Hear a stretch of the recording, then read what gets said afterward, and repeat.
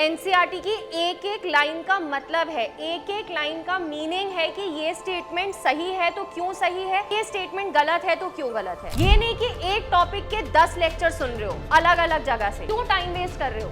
उससे बेटर है कि एक सीरीज में आंसर गलत होंगे, और ये हुआ है, ये नीट में बच्चों का हुआ है, ये बहुत कॉमन मिस्टेक है बच्चे करते। जो हमारा मन आकर्षित होता है कि हम उसी चीज को करें जो हमें अच्छी तरीके से आती है। तो कितने साल पुराने तक के PYQs लगा सकते हैं, क्योंकि क्वेश्चन करते करते जब बहुत पीछे वाले क्वेश्चन आने लगते हैं तो उसमें कुछ कुछ टर्म्स मिलते हैं जो कि एनसीईआरटी के बाहर है। पूरा एकदम घबराहट सब कुछ होने लग जाता है, एंजाइटी सब कुछ एकदम टॉप पीक लेवल पे होता है, सब कुछ जो भी आता है वो भी भूल जाते हैं। हेलो, गुड आफ्टरनून बच्चा, बैठ जाओ। कैसे हो? बढ़िया। क्या दिखाई दे रहा है बोर्ड पे? क्या डिस्कस करने आए हैं?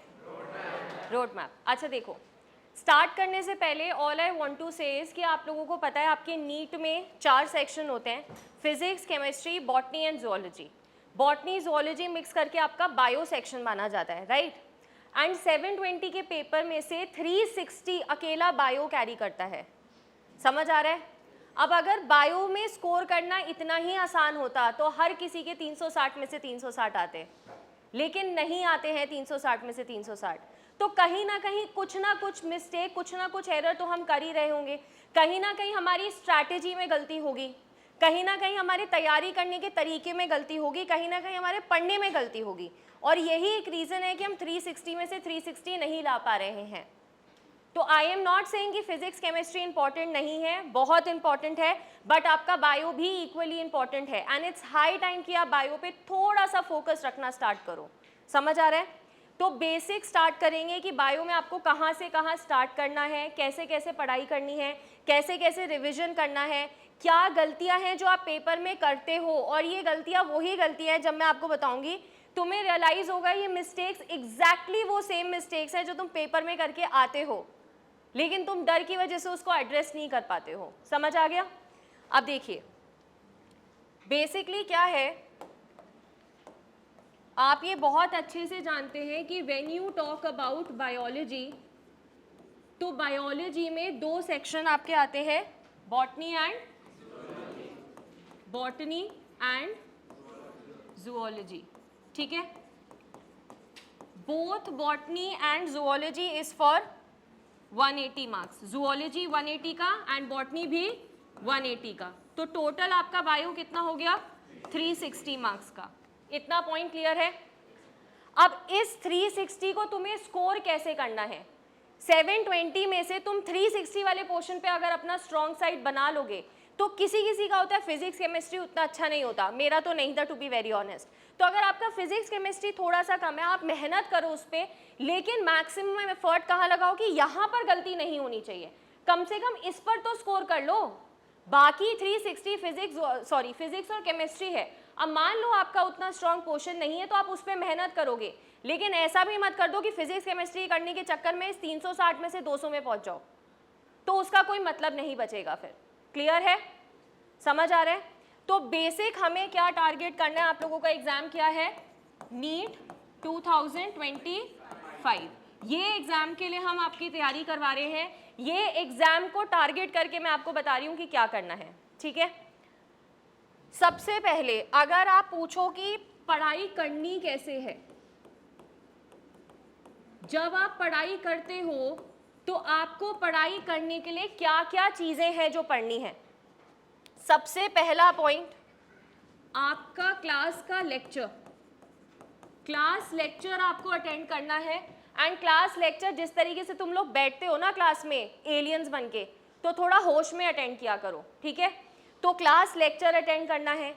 क्लास लेक्चर अटेंड करने के बाद आपको यहाँ पर क्या मिल जाएगा? क्लास नोट्स मिल जाएंगे in the form of PDF। इतना पॉइंट क्लियर है?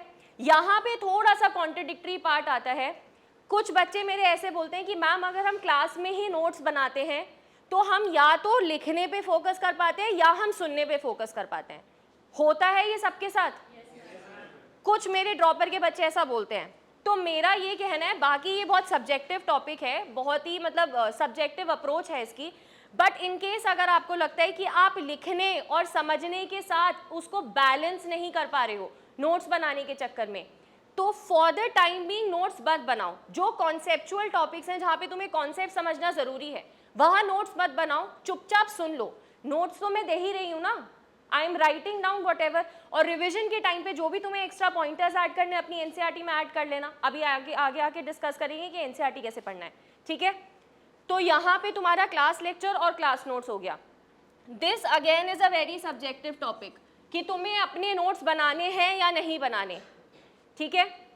दुनिया क्या कर रही है उनके हिसाब से अगर सोचोगे, मान लो आप ही नहीं बैलेंस कर पा रहे हो कि नोट्स भी बनाने और समझना भी है, तो क्या फायदा वो स्ट्रैटेजी फॉलो करके कि आप नोट्स बना रहे हो, सुंदर सुंदर नोट्स बना रहे हो 50 कलर पेन यूज करके, लेकिन समझ नहीं रहे, तो उसका कोई मोटिव नहीं रहता। अंडरस्टूड?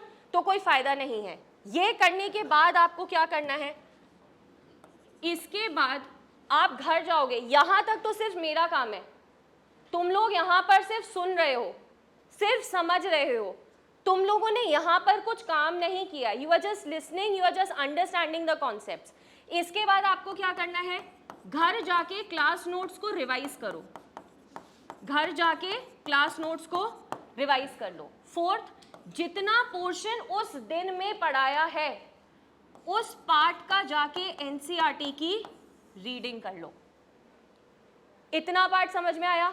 ये मैं डेली टारगेट की बात कर रही हूँ। एक चीज ध्यान से सुनना, जब आप अपने टारगेट सेट करते हो तो आपके जो टारगेट्स होते हैं वो आपको दो बेसिस में डिवाइड करना है। एक डेली बेसिस पर आप टारगेट फॉलो करते हो, जिस दिन जो पढ़ाया उसको कंप्लीट करना है। एक मैं हमेशा बोलती हूँ वीकली टारगेट फॉलो करो, वीकली टारगेट फॉलो करो। अब मान लो तुमने एक चैप्टर पढ़ लिया स्ट्रक्चरल ऑर्गेनाइजेशन में, ऑलरेडी करवा चुकी हो, यू स्टडिंग बायोमोलिक्यूल्स, है ना, खत्म होने वाला बायोमोलिक्यूल्स भी आएगा, सिर्फ एंजाइम्स बचा है ना। तो अब उसमें क्या करना है, अगर तुम स्ट्रक्चरल ऑर्गेनाइजेशन रिवाइज नहीं करोगे, बायोमोलिक्यूल्स के बाद मैंने फिजियोलॉजी स्टार्ट कर दिया, रेस्पिरेशन पढ़ लिया, सर्कुलेशन पढ़ लिया, और स्ट्रक्चरल ऑर्गेनाइजेशन और बायोमोलिक्यूल्स को तुमने हाथ भी नहीं लगाया, तो तुमने अगर पहली बार ये चीजें कर ली और उसको रिवाइज नहीं करोगे तो उसका कोई फायदा नहीं होगा। क्या ये पॉइंट समझ आ रहा है? तो आपको डेली टारगेट कंप्लीट करना है और वीकली टारगेट कंप्लीट करना है। डेली टारगेट में क्या करना है तुम्हें, जो तुम्हारा पर्टिकुलर क्लास में जो भी पढ़ाया गया है, पर्टिकुलर क्लास के नोट्स रिवाइज कर लो, एनसीईआरटी रिवाइज कर लो, एंड उसके बाद उसके क्वेश्चंस अटेम्प्ट करो। अब यहाँ पे क्वेश्चंस अटेम्प्ट करने में क्या पॉइंट आता है, अगर आप क्वेश्चंस की बात करते हो, तुम लोग मुझे बता सकते हो क्वेश्चंस का टारगेट क्या रखना है हमें? क्वेश्चंस कैसे कैसे करना है, कहाँ कहाँ से करना है? डीपीपी से, मॉड्यूल से। आपने डीपीपी सॉल्व कर ली, आपने मॉड्यूल सॉल्व कर लिया। जब आप इतना कर चुके हो, उसमें आपको क्वेश्चंस में फोकस करना है कि मैंने एक क्लास में जो भी टॉपिक पढ़ाया है, आप पहले करो टॉपिक वाइज क्वेश्चंस। उस टॉपिक के तो सारे सवाल कर लो कि समझ आया नहीं आया।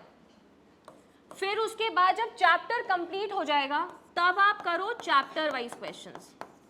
क्या ये पॉइंट क्लियर है? पहले तो टॉपिक वाइज कर लो, एक क्लास में जो भी 2-3 टॉपिक हुए हैं उसके नोट्स रिवाइज करो, एनसीईआरटी को रीड करो और फिर जाके उसके क्वेश्चन सॉल्व कर लो, डीपीपी मॉड्यूल्स। इसके साथ साथ एक और इंपॉर्टेंट पार्ट है आपका पीवाईक्यू। क्या इंपॉर्टेंट पार्ट है? पीवाईक्यू। तो तुम्हें पीवाईक्यूज भी प्रैक्टिस करने हैं, और पीवाईक्यूज बहुत इंपॉर्टेंट है, ट्रस्ट मी, बहुत बहुत बहुत ज़्यादा इंपॉर्टेंट है। पीवाईक्यूज तो तुम्हें करने ही करनी है, कोई शॉर्टकट है नहीं उसके लिए, ठीक है। अगर तुमने इतना पार्ट कर लिया, उसके बाद बारी आती है आपकी एनसीईआरटी की। एक सबसे कॉमन मिस्टेक जो तुम लोग करते हो, एनसीईआरटी को नॉवेल की तरह पढ़ते हो। एनसीईआरटी को नॉवेल की तरह नहीं पढ़ना है। ये नहीं कि जब मन किया आराम से मस्त लेटे, गाने बज रहे हैं साइड में और एनसीईआरटी के पन्ने पलट रहे हो। एनसीईआरटी की एक एक लाइन का मतलब है, एक एक लाइन का मीनिंग है कि ये स्टेटमेंट सही है तो क्यों सही है, और ये स्टेटमेंट गलत है तो क्यों गलत है। 2024 का पेपर खोल के देख लेना और साइड में एनसीईआरटी रखना। दोबारा बोल रही हूँ, ये पहले भी बोल चुकी हूँ, राइट। और वहां पे तुम्हें समझ में आएगा कि अगर तुमने एनसीईआरटी को थॉरली रीड किया होता तो पेपर में आई डोंट थिंक कि ऐसा कोई भी क्वेश्चन जो में नहीं आता हो। था कोई क्वेश्चन? खोल के देखा है नीट 2024 का पेपर? नहीं देखा, तुम्हारी शक्ल देखो। नहीं दिया तो नेट पे नहीं आता है पेपर नहीं दिया। जिस चीज की तैयारी कर रहे हो उसके पीवाईक्यूज नहीं ओपन करके देखोगे, पैटर्न नहीं देखोगे पेपर का कि पैटर्न क्या है, सिलेबस नहीं देखोगे, बस मुंह उठा के आगे तैयारी करने। वाह। तो जब आप एनसीईआरटी को रीड करते हो, एनसीईआरटी की एक एक स्टेटमेंट को समझना जरूरी है। और एनसीईआरटी समझते हुए ये पीछे वाले तुम लोगों की पिटाई हो जाएगी। सुन लो इधर, अब जब आप एनसीईआरटी की बात करते हो, आज देखते हो तुम लोगों ने कितना एनसीईआरटी पढ़ा है। एनसीईआरटी क्लास 11th में बायोलॉजी के कितने चैप्टर्स हैं? 19 चैप्टर्स। गुड। नहीं जी, 21 नहीं है। जो एलिमिनेट हो गए हैं उसको भी काउंट करके बैठोगे। 19 चैप्टर्स। और क्लास 12th में कितने चैप्टर्स हैं? क्लास 12th में कितने हैं? 13 चैप्टर्स। हाँ या ना? अगर आप ध्यान से एनालाइज करोगे 2024 वाले पेपर को, तो क्लास 11th में से आपके 53 क्वेश्चंस आए हैं बायो में, और क्लास 12th में से आपके 47 क्वेश्चंस आए हैं बायो में। तो वेटेज ज्यादा चैप्टर्स की कहाँ है? 11th में। लेकिन 12th में भी आपकी कुछ यूनिट्स हैं, जैसे रिप्रोडक्शन वाली यूनिट हो गई, बायोटेक वाली यूनिट हो गई, जेनेटिक्स वाली यूनिट हो गई। ये मेजर यूनिट्स हैं जो major amount of questions consider करती हैं, ठीक है। इनकी वेटेज ज़्यादा है, तो तुम्हें बहुत स्मार्टली भी वर्क करना है यहाँ पे। क्या चीज़ पढ़ना है, कितना पढ़ना है, कितने डेप्थ तक जाना है। आपको टॉपिक्स में थीसिस थोड़ी लिखनी है, पूरी एनसीईआरटी का थीसिस नहीं लिखना है ना बेटा। तो जितना एग्जाम क्लियर करने के लिए पढ़ना है उतना कायदे से पढ़ो। टारगेट आप लोगों का पेपर क्लियर करना है, चाहे पीएचडी करनी हो, चाहे थीसिस करना हो, चाहे एमबीबीएस करना हो। नीट क्लियर करो, उसके बाद बात करेंगे उसके बारे में, हाँ या ना? ठीक है। और थीसिस कैसे करना है वो भी बता दूंगी, पीएचडी कैसे करना है वो भी बता दूंगी जब टाइम आएगा। बट पहले क्या मोटिव है? नीट क्लियर कर लो, ठीक है। अब जब आप एनसीईआरटी पढ़ते हो तो यहीं पर हम डिस्कस करेंगे कि किस टाइप के क्वेश्चंस आते हैं। क्वेश्चंस के डिफरेंट टाइप्स होते हैं जो आपके नीट में आते हैं। क्वेश्चन के टाइप्स में क्या क्या होता है? पहला होता है statement based questions. Statement based questions कि कितनी स्टेटमेंट सही है, कितनी स्टेटमेंट गलत है। इस पर एक पॉइंट है, अभी 2 मिनट बाद अगली स्लाइड पे समझाऊंगी। स्टेटमेंट बेस्ड क्वेश्चंस हो गए। नेक्स्ट हो गए ट्रू या फॉल्स वाली स्टेटमेंट्स। ट्रू फॉल्स क्वेश्चन, कौन सा ऑप्शन ट्रू है, कौन सा ऑप्शन फॉल्स है, कौन सा स्टेटमेंट सही है, कौन सा स्टेटमेंट गलत है। नेक्स्ट क्या हो जाएगा आपका? Match the following. क्या हो जाएगा? Match the following. अभी आप अगर 2024 का पेपर ओपन करके देखो ना, तो मैच द फॉलोइंग के काफी अच्छे अमाउंट में क्वेश्चंस आए हैं। मैच द फॉलोइंग हो गया। नेक्स्ट हो गया आपका assertion reason. Assertion and reason वाले क्वेश्चंस, ये पॉइंट है, यहां पर सबसे ज्यादा गलतियां होती हैं। सबसे ज्यादा गलतियां असर्शन रीजन वाले क्वेश्चन में होती हैं। और उसके बाद सबसे इंपॉर्टेंट अगला जो मैं पॉइंट बोलने वाली हूं, ध्यान से सुनना, diagram based questions. Diagram based questions. अब डायग्राम कहां से आएगा? डायग्राम तुम्हारा एनसीईआरटी से ही आएगा। यहां पे होता है खेल, यहां पे होती है टेक्निक एनसीईआरटी को ध्यान से पढ़ने की, क्योंकि जो क्वेश्चन है वो आपके फिगर के नीचे जो कैप्शन लिखा होता है वहां से भी आ सकता है। जो आपका क्वेश्चन है वो फिगर की लेबलिंग पर भी आ सकता है। अगर आपने, एक एग्जांपल देती हूँ सपोजिटली कि हम कितना निग्लेक्ट करते हैं। अगर आपको बायोटेक में पीबीआर 322 का डायग्राम याद है, पीबीआर 322 के डायग्राम के नीचे आरओपी लिखा है, रेप्लिकेशन ऑफ प्लाज्मिड, और वहां पर उसका फंक्शन लिखा हुआ है। वो पिक्चर के नीचे कैप्शन में लिखा है, वो एनसीईआरटी के पैराग्राफ में कहीं नहीं लिखा है आरओपी का फंक्शन, लेकिन है तो एनसीईआरटी के पार्ट में। क्वेश्चन समरी से भी आता है। मैम समरी कौन पढ़ता है तो एनसीईआरटी। एनसीईआरटी को इतना घोट के पी जाओ कि गलती नहीं होनी चाहिए। एनसीईआरटी को जब पढ़ते हो तो ध्यान से पढ़ो, एक एक स्टेटमेंट का मतलब समझो, एक एक फिगर को जब एक बारी देख लो कि ये क्या है, ये स्ट्रक्चर क्या है, ये स्ट्रक्चर क्या है, उसके बाद रिवाइज करने के लिए लेबलिंग्स पे हाथ रख दो और तब एरो को देखो कि ये एरो कहाँ जा रहा है, ये एरो कहाँ जा रहा है, ये एरो कहाँ जा रहा है। समझ में आ रहा है कि इसका मतलब क्या है। और कुछ क्वेश्चंस एनसीईआरटी में कुछ फिगर हैं जो बहुत कंफ्यूजिंग है, तो उसको कंफ्यूजिंग की तरह ही देखना कि एरो कहाँ तक जा रहा है, क्योंकि वो क्वेश्चन ब्लैक एंड व्हाइट में एनसीईआरटी की इमेज ही आएगी, वो कहीं और से नहीं आएगी। तो अगर कोई फिगर लग रहा है एनसीईआरटी में क्लियर नहीं है ना, तो उस अनक्लियर इमेज को ही समझना सीख लो। समझ आ रहा है? अंडरस्टूड? तो ये अलग अलग टाइप के आपके क्वेश्चंस हैं जो आएंगे, मेजरली इसी में से आएंगे। एक कॉमन मिस्टेक जो बच्चे करते हैं, अब मान लो एनसीईआरटी की बात कर ली कि एनसीईआरटी कैसे कैसे पढ़ना है, तुम्हें मैंने नोट्स भी बता दिए। एक कॉमन मिस्टेक क्या करते हो, एक चैप्टर को यहाँ भी पढ़ लिया, क्लास में पढ़ लिया, फिर एक चैप्टर का जाके वन शॉट भी देख लिया, फिर किसी और फैकल्टी का भी देख लिया। मैं ये नहीं कह रही कोई फैकल्टी अलग पढ़ा देंगे, बच्चे कॉन्सेप्ट तो सेम ही रहेगा ना। तुम्हें जिन टीचर का समझ में आता है वन टीचर को फॉलो करो। ये नहीं कि एक टॉपिक के 10 लेक्चर सुन रहे हो अलग अलग जगह से, क्यों टाइम वेस्ट कर रहे हो? उससे बेटर है कि क्वेश्चन प्रैक्टिस करने में टाइम एम्फसाइज करो, हाँ या ना? तो यहाँ पर क्या कॉमन मिस्टेक्स अब तुम पेपर में करते हो? अब आएगी तुम्हारी हंसी। अभी तो तुम मुझे एलियंस की तरह घूर रहे थे। जहां पे आप स्टेटमेंट बेस्ड क्वेश्चंस की बात करते हो, स्टेटमेंट बेस्ड क्वेश्चंस में क्या प्रॉब्लम होती है? अब सपोजिटली यहां पर आपका दे रखा है स्टेटमेंट ए ये है, स्टेटमेंट बी ये है, स्टेटमेंट सी ये है, स्टेटमेंट डी ये है और स्टेटमेंट ई ये है, जो भी है 5 स्टेटमेंट दे रखी है। तुम्हें इससे सेलेक्ट करना है कि करेक्ट और इनकरेक्ट स्टेटमेंट कौन सी है। मान लो आपने बोला कि बी, डी और ए सही है और सी और ई गलत है। अब क्वेश्चन का ऑप्शन क्या आएगा? ऑप्शन नंबर 1 3 स्टेटमेंट गलत है, ऑप्शन नंबर 2 2 स्टेटमेंट गलत हैं, ऑप्शन नंबर 3 4 स्टेटमेंट गलत हैं, ऑप्शन नंबर 4 1 स्टेटमेंट गलत है। सपोजिटली मैंने क्वेश्चन में पूछा कि कितनी इनकरेक्ट स्टेटमेंट्स हैं, तो अब तुम क्या करते हो, यहां से तुमने गिना 1 और 2। इस ऑप्शन को थोड़ा सा चेंज कर रही हूं, 1 और 2 स्टेटमेंट्स। अब तुमने क्या किया, 2 को माना, आंसर तो कायदे से ये होना चाहिए था ना, तुमने क्या किया, सीधा ये टिक कर दिया।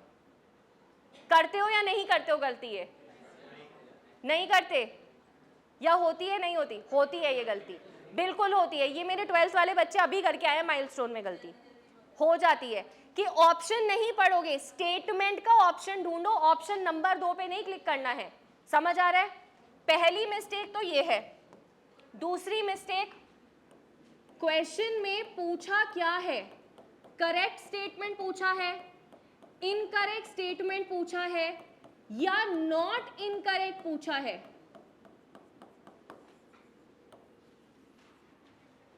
कभी कभी स्टेटमेंट पढ़ोगे, टिक कर दोगे और करेक्ट स्टेटमेंट को टिक करके आ जाओगे, या नॉट इनकरेक्ट नहीं पढ़ा, सिर्फ इनकरेक्ट पढ़ा, ये नॉट छोड़ दिया, सिर्फ इनकरेक्ट पढ़ा। क्वेश्चन में करेक्ट हो, इनकरेक्ट हो, नॉट इनकरेक्ट हो, नॉट करेक्ट हो, उस पॉइंट को सर्कल कर लिया करो पहले कि क्वेश्चन पूछ क्या रहा है। क्या ये पॉइंट समझ आ रहा है? दूसरी मिस्टेक यहां पर क्या करते हैं कि जब तुमने स्टेटमेंट बेस्ड और करेक्ट वाले की बात कर ली, अगला बहुत बड़ा ब्लंडर जो तुम लोग करते हो, ब्लंडर ही है ये एक्चुअली में, OMR marking. OMR marking, question number 51 mark करना था, आंसर मार्क कर दिया 53 में। अब उसके बाद एक सीरीज में आंसर्स गलत होंगे, एक सीरीज में आंसर गलत होंगे, और ये हुआ है, ये नीट में बच्चों का हुआ है। तुम्हारे जो फ्रेंड्स हैं, तुम्हारे जो सीनियर्स हैं जिन्होंने एग्जाम दिया ना, उनसे पूछ के देखना। ये बहुत कॉमन मिस्टेक है बच्चे करते हैं। क्या करते हैं? OMR marking. पेपर आपका कितनी देर का है? 3 आवर 20 मिनट्स। मैं हमेशा ये बोलती हूं, इस 20 मिनट को भूल जाओ, आपका पेपर सिर्फ 3 आवर्स का है। ये जो 20 मिनट्स रखा है मैंने आपकी OMR मार्किंग के लिए रखा है। तो जब तुम पढ़ते हो, जब तुम पेपर अटेम्प्ट करते हो, 3 घंटे का टाइमर मान के चलो, 3 आवर 20 मिनट्स वाली गलती मत करना। वो 20 मिनट्स तुम अपनी OMR मार्किंग के लिए रखो, क्योंकि क्या फायदा, खुद सोचो ना, आंसर्स करेक्ट हैं लेकिन OMR मार्किंग के टाइम पे तुमने गलती कर दी, आते हुए भी तुम्हारे क्वेश्चन गलत हो जाते हैं क्योंकि मैम OMR मार्किंग में गलती कर दी। या फिर और उससे बड़ा डिजास्टर क्या होता है, मैम बॉटनी का सेक्शन सॉल्व किया लेकिन OMR में ही नहीं मार्क किया। किस चीज का वेट कर रहे थे? समझ आ रहा है? ये गलती मत करना प्लीज। 3 आवर्स का पेपर मान के चलो, just keep it for 3 hours only. 20 minutes is for OMR marking. बहुत ध्यान से होश में OMR मार्क करना है, ये गलती मत करना। समझ आ गया? तो ये आपकी मोस्ट कॉमन मिस्टेक्स हैं जो आप पेपर में करते हो। पेपर के अलावा प्रेपरेशन के टाइम पे क्या मिस्टेक है? टेस्ट। आपके जितने भी टेस्ट होते हैं, चाहे वो आपका सिटी टेस्ट हो, माइलस्टोन हो, AITS हो, हुआ नहीं है पेपर, भागना नहीं है पेपर से। मैम सिलेबस ना कंप्लीट नहीं हुआ है, हम नहीं देंगे पेपर। तुम मुझे एक बात बताओ, उस पेपर में पेपर ना अटेम्प्ट करके तो तुम्हारे वैसे भी 0 आ रहे हैं। कम से कम जितना आता है उतना ही अटेम्प्ट करके देख लो। किसी भी प्रेपरेशन की, किसी भी कॉम्पिटिटिव एग्जाम की तैयारी 100% कभी कंप्लीट नहीं हो सकती। ये बात लिख कर दे रही हूँ। कभी कभी चीजें होती, आप क्लास में बैठे हो, आप सुन रहे हो, तो कहीं ना कहीं तो आपके दिमाग में क्लिक करेगी ना। तो थोड़ा सा मेमोरी बेस्ड भी खेल देख के देखो कि कितना आता है। नहीं हुआ, वैसे भी 0 अज्यूम करके चल रहे थे, 720 में से 0 ही आएगा, नहीं दोगे तो क्या आएगा, माइनस में तो आएगा नहीं अगर पेपर नहीं अटेम्प्ट करोगे तो एटलीस्ट देकर देख लो, क्या पता समझ ही आ जाए चीजें। क्या पता जितना तुमने सुना था, जितना तुम्हारी मेमोरी थी, उतना बेस्ड करके देख लो कि हो रहा है या नहीं हो रहा, हाँ या ना। तो ये एक गलती करते हो, टेस्ट मिस करना। टेस्ट मिस करने के साथ साथ आपको टेस्ट का एनालिसिस भी करना होता है। टेस्ट एनालिसिस मतलब जो क्वेश्चन पेपर में गलत था, जो क्वेश्चन आपने गलत अटेम्प्ट किया है, या जो क्वेश्चन आपने नहीं अटेम्प्ट किया, कोई बात नहीं, ठीक है गलती हो गई, गलती की गुंजाइश यही है, प्रेपरेटरी फेज में ही गलती कर सकते हो, नीट में गलती करने की गुंजाइश नहीं है। जो एक्सपेरिमेंट करना है अपने टाइम के साथ, यहाँ करके देखो। ये नहीं कि नीट में बैठ के देखेंगे कि फिजिक्स पहले अटेम्प्ट करना है कि बायो पहले अटेम्प्ट करना है, नहीं, जो स्ट्रैटेजी बनानी है प्रैक्टिस टेस्ट में करके देखो कि क्या करना है। समझ आ रहा है? टेस्ट एनालिसिस का क्या पर्पस है? जो क्वेश्चन आपने गलत अटेम्प्ट किया या जो क्वेश्चन आपने नहीं अटेम्प्ट किया, मान लो, पेपर को एग्जाम देने के बाद रद्दी में मत फेंक दो, या उसका हवाई जहाज बना के मत उड़ाना कि फोल्ड करके एरोप्लेन उड़ा रहे हैं, नहीं तो बोट सेल करवा रहे हो। उसमें से जो क्वेश्चंस में आपने गलती की थी, जो क्वेश्चंस आपने नहीं अटेम्प्ट किए थे, उनको नोट करके रखो। अब चाहे आप फोटो लेके एक फोल्डर बना लो अलग से, चाहे आप उन क्वेश्चंस को मेंटेन करने का एक रजिस्टर बना लो, लेकिन वो क्वेश्चन जो तुमने गलत किए, वो क्वेश्चन जो तुमने नहीं अटेम्प्ट किए, उन क्वेश्चंस को दोबारा तीसरी बार, चौथी बार, कम से कम 10 बार करना है। क्या ये पॉइंट समझ आ रहा है? टेस्ट एनालिसिस बहुत जरूरी है। जो भी तुम्हारे क्वेश्चंस हैं जो इनकरेक्ट क्वेश्चंस थे या आपने अटेम्प्ट नहीं किए थे, उनको समझो, अंडरस्टैंड द क्वेश्चन। फैकल्टीज से बात करो, अपने टीचर्स से बात करो कि क्या गलती थी क्वेश्चन में। क्वेश्चन में भी आपने पढ़ा लेकिन आपको मतलब नहीं समझ में आया, तो क्वेश्चन का मतलब समझ आएगा कहाँ से? प्रैक्टिस करोगे, गलती हो गई, नहीं समझ में आया, कोई बात नहीं ना, अभी गलती हुई, समझ लो, नीट में मत करना वो सेम गलती। समझ आ रहा है या नहीं आ रहा? तो उसको, क्वेश्चंस को एक प्रॉपर रजिस्टर मेंटेन कर लो, कहीं पे नोट करके रख लो, फोटोज क्लिक करके रख लो, सो दैट जब आप रिवीजन करोगे तब आप क्या कर रहे हो, उन क्वेश्चंस पे स्पेसिफिकली फोकस कर रहे हो। क्या ये पॉइंट क्लियर हुआ सबको? समझ आ गया? यहाँ पे आप टेस्ट में एक और चीज, जो भी सेंटर टेस्ट आपके होते हैं माइलस्टोन या AITS, वो एक इंटरवल में होंगे। जब आप पढ़ रहे हो तो जब भी आप मॉक टेस्ट दे रहे हो, मॉक टेस्ट दो, PYQs वाले पेपर उठा के दे लो उस सेक्शन के, या यहाँ से हमसे पूछ लो कि कौन से पेपर्स हैं, हम आपको प्रोवाइड कर देंगे। उनको टाइम बेस्ड पेपर प्रैक्टिस करो, टाइमर बेस्ड, 3 घंटे का टाइमर लगाओ और 3 घंटे में पेपर को सॉल्व करो। जब आप प्रिपेयर करते हो, बच्चों की क्या आदत होती है, मैम नींद वींद सब त्याग देंगे, नींद तो छोड़ो मैम, 1 घंटा नहीं सोएंगे, स्लीप डिप्राइव्ड कर लेंगे काम। ट्रस्ट मी, जब आप इंफॉर्मेशन को पहली बार पढ़ते हो तो that is your short term memory. इस शॉर्ट टर्म मेमोरी को लॉन्ग टर्म मेमोरी में कन्वर्ट करने के लिए आपका काम क्या करेगा? हिप्पोकैम्पस। और ये जो इंफॉर्मेशन को प्रोसेस करने का काम होता है, इसको टर्म देते हैं कंसोलिडेशन। साइकोलॉजी में टर्म होता है कंसोलिडेशन। ठीक है, आपने जो चीज पढ़ ली, जब आप सोते हो ना, आपका दिमाग सोता नहीं है, your mind is working. May be your body is at rest, but आपका माइंड चलता है। आपका माइंड जितने में पूरे दिन में आपने जो चीज पढ़ी है ना, उसको प्रोसेस करता है और उसको स्टोर करके रखता है। अब इसका क्या मतलब है? यहीं पे एक पॉइंट आ जाता है रिवीजन का, कि रिवीजन क्यों जरूरी है। पहला पॉइंट स्लीप, क्योंकि जो आपने इंफॉर्मेशन पढ़ी है उसको कंसोलिडेट करना, उसको आपकी ब्रेन की मेमोरी में स्टोर करके रखने का काम सोने के समय हो रहा है। सेकंड है आपका रिवीजन। अब मान लो आप किसी नए रास्ते पे गए, एक बारी कहीं फ्रेंड के घर जा रहे थे, किसी रिश्तेदार के घर जा रहे थे, आपको उनके घर का रास्ता नहीं पता, आपने किसी से रास्ता पूछा, उन्होंने बोला कि यहाँ से स्ट्रेट जाना, पहला राइट लेना, राइट लेके दूसरा लेफ्ट लेना, वहाँ पे एक ना चक्की वाली की दुकान आएगी, वहाँ से फिर से राइट ले लेना, फिर वहाँ पे एक ट्यूशन सेंटर आएगा, फिर वहाँ से लेफ्ट लेना, उस गली में तीसरे नंबर का घर है। अब मुझे खुद नहीं पता मैंने किस ऑर्डर में ये रास्ता बताया तुम लोगों को, बट पहली बार तुम गए, तुम पूछ के जाओगे।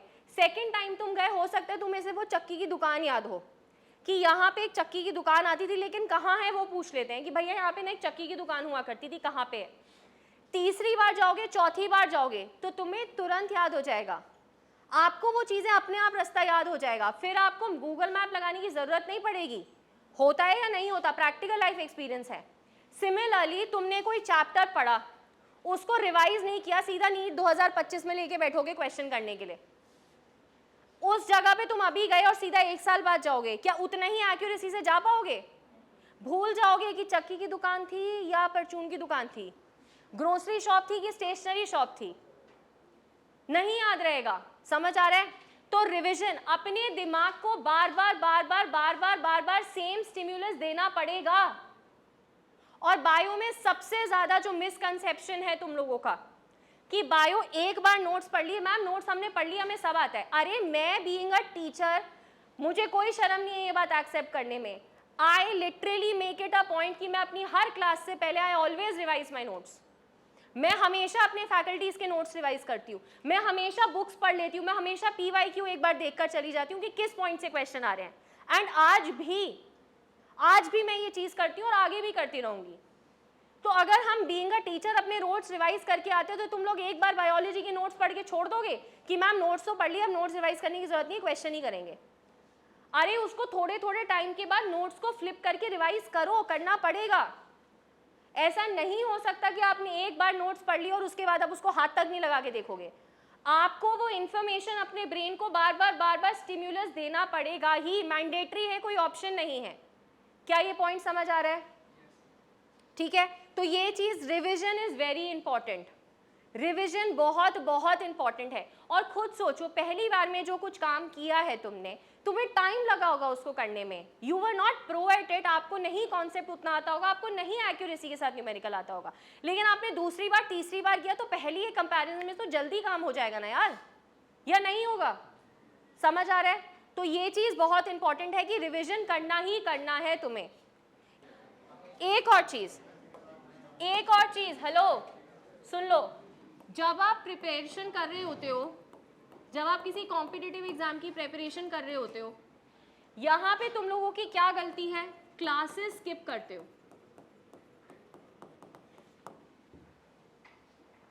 मैम चाचा की बेटी की शादी थी, बुआ की बेटी का बर्थडे था, उन वाली दीदी की हल्दी थी। अरे किसी की शादी, किसी का बर्थडे, किसी की हल्दी, किसी की मेहंदी तुम्हारे जाने या ना जाने से रुकेगी नहीं। शादी होनी होगी तो होगी, आप जाओ चाहे ना जाओ। अब आपको डिसाइड करना है कि अगर तुमने सपना देखा है, आपको अपने आप को पूरा झोंक देना पड़ेगा। किसी चीज़ में अपने आप को इतना झोंक दो, इतना इन्वेस्ट कर दो कि फिर उसके बाद ना ये रिग्रेट ना हो जाए कि काश यार एक बार और कर लिया होता। वो जो काश वाला है ना, वो अपने मन में बताने देना। अगर पूरी तरह मेहनत करोगे ना फिर जो होगा देखा जाएगा। लेकिन अगर ये रिग्रेट लेगे ना कि काश यार एक बार और कर लिया होता, तो ट्रस्ट मी वो रिग्रेट जिंदगी भर नहीं जाता है तुम लोगों की लाइफ से। ठीक है, सब करते हैं, इंसान ही करते हैं। प्लूटो से एलियन तो उतर के आते नहीं है नीट क्रैक करने के लिए, करते तो इंसान ही है ना। तो करो ना, मेहनत करके देखो। क्लासेस स्किप नहीं करनी है। मैम फीवर हो रहा था, अरे पीसीएम लेके आ जाओ, फीवर हो रहा था तो। अनटिल अनलेस बहुत मेजर प्रॉब्लम है, फीवर हो रहा था, कोल्ड था, हेडेक था, जुकाम था, खांसी हो रही थी, प्लीज डोंट स्किप क्लासेस। एक क्लास 2 क्लास स्किप करी, पूरा फ्लो टूट जाएगा बेटा चैप्टर का, समझ आ रहा है? और फिर बैकलॉग क्रिएट होता रहेगा। एक मेजर इशू मुझे नहीं पता कहां से आ जाता है तुम लोग, मैम बैकलॉग क्रिएट हो गया। अरे अभी 1.5 महीना नहीं हुआ बैच शुरू हुए, तुम्हारा इतना बैकलॉग क्रिएट कर लिया तुमने। तो don't skip classes until unless जरूरी नहीं है। बर्थडेज, पार्टी, शादी, haldi, mehndi, all of this can wait, all of this can wait. और वेट नहीं भी होगा, हो जाएगी, जिसकी शादी होनी होगी, तुम्हारे ना जाने से कुछ आफत नहीं आ जाएगी वहां पे, समझ आ रही है? तो करना तो पड़ेगा, मेहनत तो करनी पड़ेगी। ठीक है, क्लासेस स्किप करना। सेकंड है टेस्ट को स्किप करना। टेस्ट को स्किप करते हो, और ये टेस्ट को स्किप करना ना, ट्रस्ट मी, एक विशियस साइकिल है। विशियस साइकिल क्या मतलब है? बहुत एडिक्टिव है। जितना ड्रग लेने का एडिक्शन होता है ना, उतना ही एडिक्शन इसका है। एक टेस्ट, अरे कोई बात नहीं यार, एक और टेस्ट मिस करके देख लेते हैं, कोई बात नहीं, एक और टेस्ट मिस करके देख लेते हैं, चाहे सिलेबस हो चाहे ना हो, पेपर देने आओ, समझ आ रहा है? पेपर दो। ये आदत अगर एक बार लग गई ना कि कोई बात नहीं, टीचर्स बोल देंगे हाँ ठीक है, मम्मी पापा बोल देंगे ठीक है, जो मर्जी है कर लो, लेकिन एक बार ये लत लग गई तो ये लत इतनी खराब है कि छूटे नहीं छूटती है फिर, समझ आ रहा है? It is very very very important not to miss classes until unless, बहुत ज़रूरी है, and not to miss test. Test दो, समझ आ रहा है? To wind it up, 1-2 line बोलना चाहूँगी जो मेरे पापा मुझे हमेशा मम्मी पापा बोलते थे प्रेपरेशन वाले फेज में, वो शायद तुम लोग रिलेट कर पाओगे। पूरी दुनिया 5 एलिमेंट से मिलकर बनी है। एक गॉड, जो भी what ever supreme power you believe in, nature, plants, sorry nature में क्या आ जाएगा आपका, यही फायर, वाटर, स्काई वगैरह ये सब, ठीक है। थर्ड क्या है, जीव, जितने भी प्लांट्स हैं, एनिमल्स हैं, बैक्टीरिया, फंगस, वायरसेस, जितने भी लिविंग ऑर्गेनिजम्स हैं, हम इंसान। चौथा क्या है, काल, समय। और 5वां है आपका कर्म। आप मुझे एक बात बता दो, इस 5 में से कौन सी एक चीज है जिसको आप कंट्रोल कर सकते हो? समय को रोक सकते हो, प्रकृति को रोक सकते हो, ईश्वर को रोक सकते हो? नहीं रोक सकते। जीव जंतु को जाने से रोक सकते हो? सिर्फ कर्म आपके हाथ में है, तो सिर्फ कर्म कर लो और उसके बाद जो होगा देखा जाएगा। कर्म करो, तुम्हारे हाथ में कर्म है, तुम समय को नहीं रोक सकते, तो समय मत काटो। Time is literally literally very very precious, I am telling you, don't waste time. समझ आ रहा है? अब बताओ क्या क्वेश्चंस है आप लोगों के? हाँ बोलो बेटा। चैप्टर फिनिश होने के बाद क्वेश्चंस लगाने हैं मॉड्यूल के, डीपीपी के और पीवाईक्यूज़ के। तो पीवाईक्यूज़ के इफ़ आई से स्पेसिफिकली बायोलॉजी के, तो कितने साल पुराने तक के पीवाईक्यूज़ लगा सकते हैं? क्योंकि क्वेश्चन करते करते जब बहुत पीछे वाले क्वेश्चन आने लगते हैं तो उसमें कुछ कुछ टर्म्स मिलते हैं जो कि एनसीईआरटी के बाहर है। तो वही मैं पूछ रहा हूँ कि लास्ट कितने ईयर्स के पीवाईक्यूज़ लगाने चाहिए 10 साल बायोलॉजी? के लगा लो। 10 साल के। 10 साल के लगा लो। एक और चीज़, न्यू एनसीईआरटी फॉलो करनी है, ओल्ड एनसीईआरटी नहीं फॉलो करनी है। न्यू एनसीईआरटी फॉलो करनी है, जो रिवाइज्ड सिलेबस आया है उसके according follow your new NCERT. एक एग्जांपल दे रही हूँ, ओल्ड एनसीईआरटी में साइट ऑफ फर्टिलाइजेशन लिखते थे isthmic ampullary junction, new NCERT में चेंज करके कर दिया एम्पुलरी जंक्शन। तो न्यू एनसीईआरटी को ले लो और उसको फॉलो करो। कितने इंटरवल्स, कितने टाइम इंटरवल के बाद दोबारा से रिवाइज करें? लेट्स सपोज एक चैप्टर चल रहा है, उसको अभी हर क्लास के बाद मैं रिवाइज करता हूँ, आने वाले टेस्ट में भी वो सिलेबस में वो चैप्टर है, तो मैंने रिवीजन किया, वो टेस्ट चला गया, फिर दूसरा चैप्टर शुरू हुआ, तो उस पहले वाले चैप्टर को दोबारा कितने टाइम के बाद ये मे बी 2 वीक्स के बाद रिवाइज कर लो, 2 वीक्स के बाद रिवाइज कर लो, क्योंकि उस 2 वीक में आपका नहीं स्पेसिफिक स्ट्रैटेजी नहीं है। देखो जब भी मन करे कर सकते हो, that is again very subjective, that is बैठ जाओ बता रही हूँ, that is again very subjective. हो सकता है आपने कोई एक पर्टिकुलर चैप्टर पढ़ा, आपने 5 चैप्टर पढ़े, उसमें से 2 आपको बहुत अच्छे से समझ में आते हैं, 3 आपको नहीं अच्छे से समझ में आते, थोड़ा टाइम लगता है, तो उन 3 को पहले रिवाइज कर लो। समझ आ रहा है? उन 3 को पहले रिवाइज कर लो और उसको बार बार करते रहो, वो इंपॉर्टेंट है। समझ आया? तो वो आपके ऊपर है कि अगर आपको कोई चैप्टर इजी लगता है, मे बी उसको 3 से 4 हफ्ते बाद कर लो, लेकिन अगर कुछ चैप्टर डिफिकल्ट लगता है उसको 2 हफ्ते बाद रिवाइज कर लो। समझ आ रहा है? और कुछ? और स्ट्रैटेजी अपनी खुद की बनाओ, अपनी खुद की स्ट्रैटेजी, अपने आप को एनालाइज करो, आपको किस चैप्टर में, किस सब्जेक्ट में क्या इशू है, किस में ज़्यादा टाइम लगता है, टीचर से रेफर करो। अगर आप किसी एक फिक्स स्ट्रैटेजी को फॉलो करके बैठ जाओगे कि ये इतने घंटे पढ़ना है, हर किसी की कैपेबिलिटी अलग होती है बच्चे, हर किसी की कैपेबिलिटी अलग होती है समझने की। मुझे तो मैथ्स कितना ही समझा दूँ मुझे नहीं समझ में आता। मेरे से ज़्यादा खुश कोई नहीं था जब मैंने अपने 10th का बोर्ड दिया था। ना SST पढ़नी पड़ेगी ना मैथ्स पढ़नी पड़ेगी, बायो पढ़वा लो जितनी पढ़वानी है, सब समझ आ जाएगा। बायो में आप मुझे ना भी कोई कॉन्सेप्ट पढ़ाओ, मैं अपने आप पढ़ के समझ लूँगी। I will decode everything. समझ आ रहा है? उस वजह से और वो बढ़ता जाता है, तो फिर बहुत ओवरवेलमिंग लगने लग जाता है कि कैसे। ठीक है, गॉट इट। बच्चे का क्वेश्चन है कि मैम किसी एक सब्जेक्ट को कभी कंप्लीट करने में इतना टाइम लग जाता है कि 1 या 2 सब्जेक्ट छूट जाते हैं।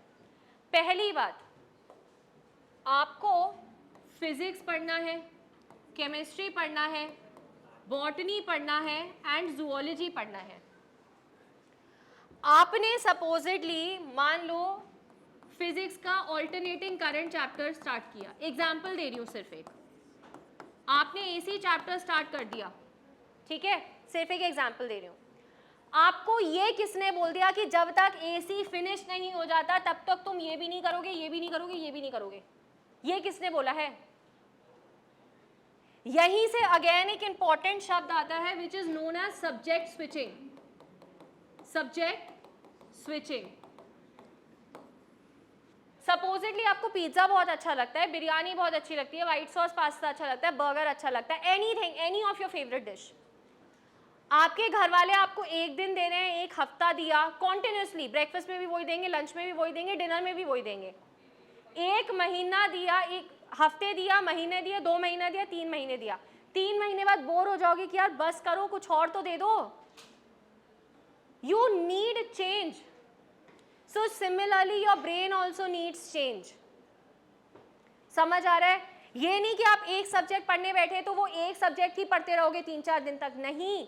सब्जेक्ट को, उस चैप्टर को स्लॉट्स में ब्रेक कर लो।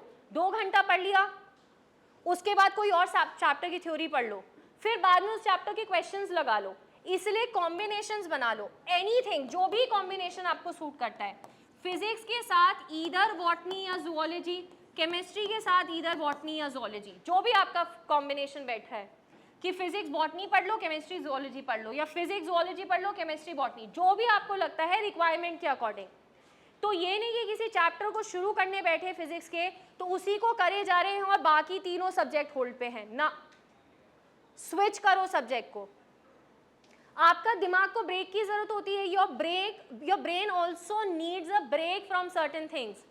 आप फिजिक्स करे जाओगे, you so more into numerical part, तो आपके ब्रेन का जो एक एरिया है वो कहेगा भाई बहुत न्यूमेरिकल हो गए, थोड़ा थ्योरी पढ़ ले। तो अपने आप को स्विच देने के लिए थ्योरी पढ़ लो, NCERT रीड कर लो, बायो की क्वेश्चंस लगा लो, और डेली टारगेट रखो कि तुम्हें क्वेश्चंस करने ही करने हैं, नो मैटर व्हाट।